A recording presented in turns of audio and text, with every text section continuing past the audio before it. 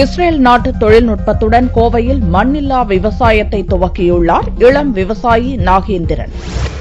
விளை நிலங்கள் விற்பனை நிலங்களாக மாறிவரும் சூழலில் விவசாயம் அழிந்து வருகிறது. விவசாயம் செய்வதற்கு தேவையான நிலம் மற்றும் நீர் பற்றாக்குறையால் விவசாயிகளும் மாற்றுத் தொழிலை நாடியுள்ளனர்.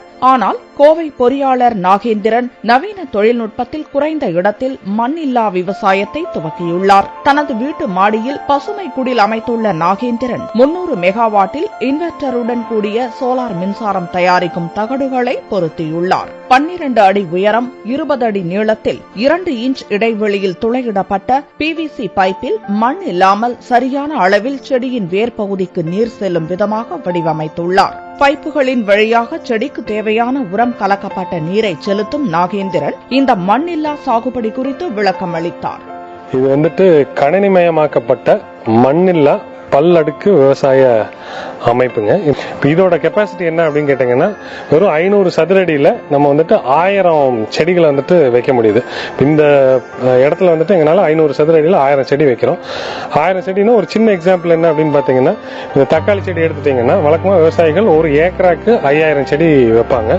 பட் இங்க நம்ம 500 சதுரடியில 1000 செடின்றப்ப அப்ராக்சிமேட்டா ஒரு சென்ட்டுக்கு நம்ம 1000 செடி வைக்கிறோன்றப்ப இந்த பல்லடுக்கு விவசாயத்தோட அட்வான்டேஜ் அதுதான். ஜென்ரலா என்கிட்ட பேசுறவங்க எல்லாருமே கேட்கிற ஒரு கேள்வி என்னன்னா, இது ஆர்கானிக்கா நான் ஆர்கானிக்கா அப்படின்றது எல்லாருமே கேட்கறாங்க. இயற்கை முறையா இல்ல செயற்கை முறையான்ட்டு.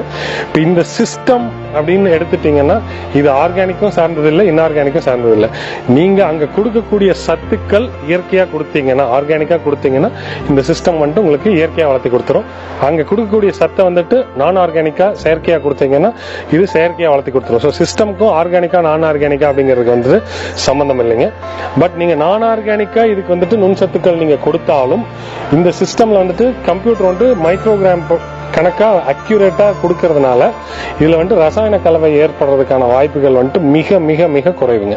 முழுவதும் கணினி முறையில் செய்யப்படும் இந்த சாகுபடி முறையில் நீரின் பயன்பாடு குறைவாக உள்ளதாகவும், வறண்ட நிலங்களில் கூட லாரி நீரை பயன்படுத்தி விவசாயம் செய்யலாம் என்றும் நாகேந்திரன் தெரிவித்தார். 90% மினிமம் நீர் தேவை குறையுதுங்க. இங்க 1000 செடிக்கு நாம 25 பக்கெட் தண்ணி ஒரு நாளைக்கு இருந்தா போதுங்க. நம்ம வழக்கமான விவசாயத்துல ஒரு விவசாயி ஒரு 5 HP மோட்டர் வச்சிருக்காரு, ஒரு 10 HP மோட்டர் வச்சிருக்காருன்னா அதை அவர் ஆன் பண்ணி விட்டு ஒரு சில வினாடிகள்லயே 5000 லிட்டர் 6000 லிட்டர்ன்றது அதை டிஸ்சார்ஜ் பண்ணிருங்க. பட் இங்க நமக்கு தேவை 250 லிட்டர் தான். ஒரு 1000 செடிக்கு 250 லிட்டர் தான் ஒரு நாளைக்கு நம்ம கன்சம்ஷன் பண்றோம். சோ இதுல ரொம்ப முக்கியம் என்ன அப்படின்னு கேட்டீங்கன்னா, லாரி தண்ணியை வச்சு நம்ம விவசாயம் பண்ணலாம் இனிமேல். அதுதான் பெரிய அட்வான்டேஜ். அப்புறம் இந்த லாரி தண்ணி வச்சு விவசாயம் பண்ணலாம் அப்படிங்கிற ஒரு அட்வான்டேஜ் இருக்கிறப்ப என்னன்னா, இந்த சிஸ்டம்ஸை நீங்க வேஸ்ட் லேண்ட்ல இன்ஸ்டால் பண்ணலாம். அதுதான் அதோட பெரிய அட்வான்டேஜ் அதுதான். சோ எங்க நீங்க ரொம்ப காஞ்ச பூமி, நம்ம ஹைவேல எல்லாம் போகும்போது அப்படியே கல்லா கிடக்கக்கூடிய பாறை நிலம் கிடைச்சா கூட நம்ம இந்த சிஸ்டம்ஸ் அங்க இன்ஸ்டால் பண்ணிட்டு ஒரு 5000 லிட்டர் டேங்கை போட்டு ஒரு லாரியில கொண்டு தண்ணி ஊத்துனீங்கன்னா தாராளமா அழகா இதே அளவுக்கு பசுமையா நம்ம விவசாயம் பண்ணி எடுக்கலாம். நவீன தொழில்நுட்ப வளர்ச்சியால் விவசாயம் அழிந்துவிடும் என்ற மனநிலையை மாற்றியுள்ளார் நாகேந்திரன். தொழில்நுட்பத்தாலும் விவசாயத்தை மேம்படுத்த முடியும் என நிரூபித்துள்ளது இந்த மண்ணில்லா விவசாயம்.